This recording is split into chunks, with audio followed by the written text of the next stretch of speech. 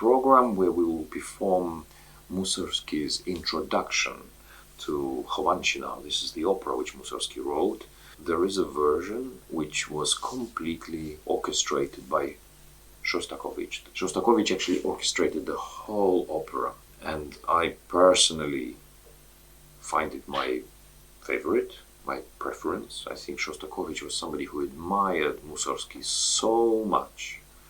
He quotes him in his music.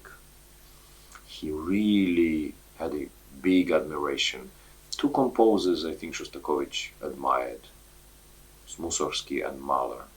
And there is an influence of the two composers.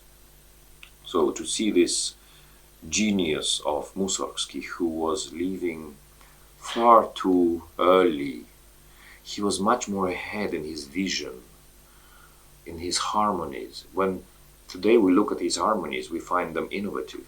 At the time, Tchaikovsky or Rimsky-Korsakov said, oh, he doesn't know how to write the harmonies. His music is full of mistakes. But it's not a mistake. It was a vision, very modern, but modern contemporary vision based on the Russian traditional roots of musical language.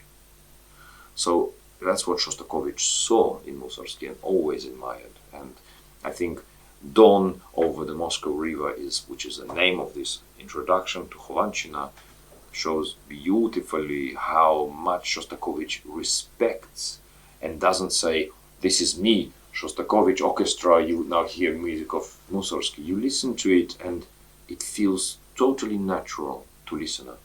You'd think that's exactly how Mussorgsky would have orchestrated it, and that's what Shostakovich wanted.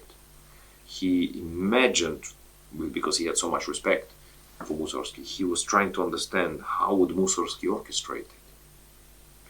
And it's a wonderful way for audience to see this collaboration of two great composers. Shostakovich then, we followed with Shostakovich's Piano Concerto No. 2, which was written for his son when he was very, very young. In this case, we will have a wonderful soloist, Kanon Matsuda. I think it's so different to his first piano concerto. You can really feel how much he loved his son and how much he wanted to express his affection to his son through the music. There's a wonderful second movement. It's just the simplicity of the second movement. For example, we're talking, of course, the other movements are also very beautiful, but for me, the most touching is the second movement. The simplicity and charm and sincerity of it is incredible. No, it's not easy to play, it's difficult, but there is this naivety which maybe we associate with children, but it's not necessarily simple.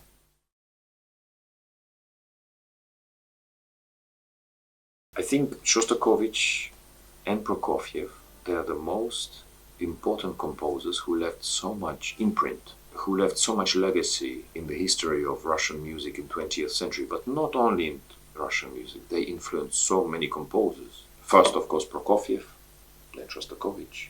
They were so different, but at the same time, so much courage, so much innovations, something fresh, something new, which came with both of these composers. So, for me, that felt important to show to NHK Symphony Orchestra audience that these two composers, so different, but they are so important in the moment in the history when they lived.